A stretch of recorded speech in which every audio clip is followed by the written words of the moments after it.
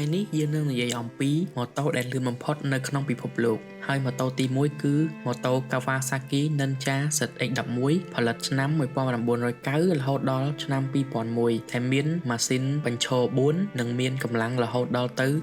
1052cc ហើយល្បឿនចាប់ពី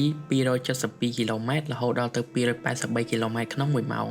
ហើយម៉ូតូទី2គឺម៉ូតូ Bimota YB8 Furano ផលិតឆ្នាំ1997រហូតដល់ឆ្នាំ1993មានម៉ាស៊ីនបញ្ឈរជា4ផលិតកម្លាំងសេះរហូតដល់ទៅ 1002cc ហើយមានល្បឿនលឿនបំផុតរហូតដល់ទៅ277គីឡូម៉ែត្រក្នុង1ម៉ោងម៉ូតូទី3គឺ Honda CBR 1100XX Super Blackbird ផលិតឆ្នាំ1996រហូតដល់ឆ្នាំ2007ដែលមានម៉ាស៊ីនបញ្ឈរ4និងផលិតកម្លាំងសេះរហូតដល់ទៅ 1137cc ហើយល្បឿនលឿនបំផុតរហូតដល់ទៅ270គីឡូម៉ែត្ររហូតដល់290គីឡូម៉ែត្រក្នុង1ម៉ោងម៉ូតូទី4គឺម៉ូតូ Suzuki Hayabusa ជំនាន់ទី1ផលិតនៅឆ្នាំ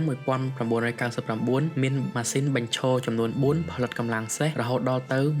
1299cc ហើយល្បឿនដែលវាអាចលឿនបំផុត300គីឡូម៉ែត្ររហូតដល់312គីឡូម៉ែត្រក្នុង1ម៉ោង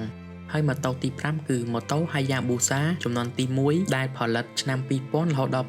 2007ដែលមានម៉ាស៊ីនបញ្ឈរចំនួន4ផលិតកម្លាំងសេះរហូតដល់ទៅ 1299cc ហើយល្បឿន Top Speed វារហូតដល់ទៅ300គីឡូម៉ែត្រក្នុង1ម៉ោងហើយម៉ូតូទី6គឺម៉ូតូ Kawasaki ZX12R ផលិតឆ្នាំ2000រហូតដល់2005ផលិតកម្លាំងសេះបានដល់ទៅ 1199cc ហើយល្បឿនលឿនបំផុតរហូតដល់ទៅ300គីឡូម៉ែត្រក្នុង1ម៉ោងម៉ូតូទី7គឺម៉ូតូ Kawasaki ZX14 ផលិតឆ្នាំ2006ដែលផលិតកម្លាំងសេះរហូតដល់ទៅ 1352cc ហើយល្បឿនលឿនបំផុតរហូតដល់ទៅ300គីឡូម៉ែត្រក្នុង1ម៉ោងហើយម៉ូតូទី8គឺ MV Agusta F4R 312ដែលផលិតនៅឆ្នាំ2007រហូតដល់ឆ្នាំ2008មានម៉ាស៊ីនបញ្ឈរចំនួន4ផលិតកម្លាំងសេះបាន 998cc និងមានល្បឿនលឿនបំផុតរហូតដល់ទៅ298គីឡូម៉ែត្ររហូតដល់311គីឡូម៉ែត្រក្នុង1ម៉ោងហើយម៉ូតូទី9គឺ BMW S1000RR ចំនួនទី1ដែលផលិតនៅឆ្នាំ2009រហូតដល់ឆ្នាំ2018ដែលមានម៉ាស៊ីនបញ្ឈរចំនួន4ផលិតកម្លាំងសេះបាន 999cc និងមានល្បឿនលឿនបំផុតរហូតដល់ទៅ303គីឡូម៉ែត្រក្នុង1ម៉ោងហើយម៉ូតូទី10គឺ BMW S1000RR ចំនួនទី2ដែលផលិតឆ្នាំ